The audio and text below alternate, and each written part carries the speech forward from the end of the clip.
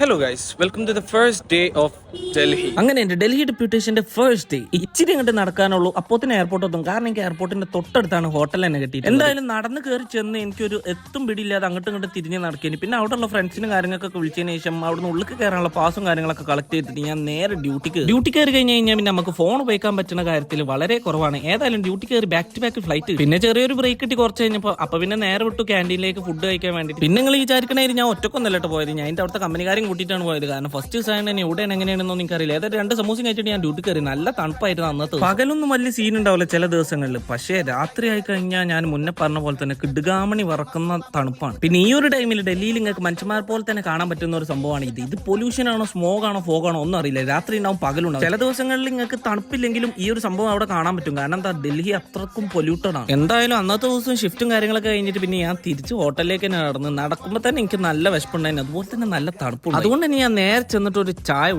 കുടിച്ചു കഴിഞ്ഞാൽ എന്താണെന്നറിയില്ല, ഇവിടെ വേറെ തന്നെ ഒരു സുഖം. പിന്നെ നല്ല വിശപ്പുണ്ടായിരുന്നു. അപ്പുറത്തുണ്ടായ ധാബ കയറിയിട്ട് നല്ല രീതിക്ക് ഫുഡ് കഴിക്കാന്ന് വിചാരിച്ചു. പാമ്പിനെ തിന്നുന്ന സ്ഥലത്തെത്തി കഴിഞ്ഞാൽ അതിന്റെ നടുക്കണ്ണം തന്നെ തിന്നണം എന്നല്ലേ നമ്മളൊക്കെ പറഞ്ഞ് പഠിച്ചിട്ടുള്ളത്. അതുകൊണ്ട് ഞാൻ അവിടുന്ന് നല്ല റൊട്ടിയും അതുപോലെ തന്നെ ബട്ടർ ചിക്കനായിട്ട് ഓർഡർ കൊടുത്തു. അപ്പോൾ ഇത്രയൊക്കെയുള്ള ഇന്നത്തെ ഒരു പുതിയ വീഡിയോയിൽ hope you guys enjoy it. അടുത്തൊരു നല്ലൊരു വീഡിയോ എത്തുന്നതായിരിക്കും. It's me ബാച്ച.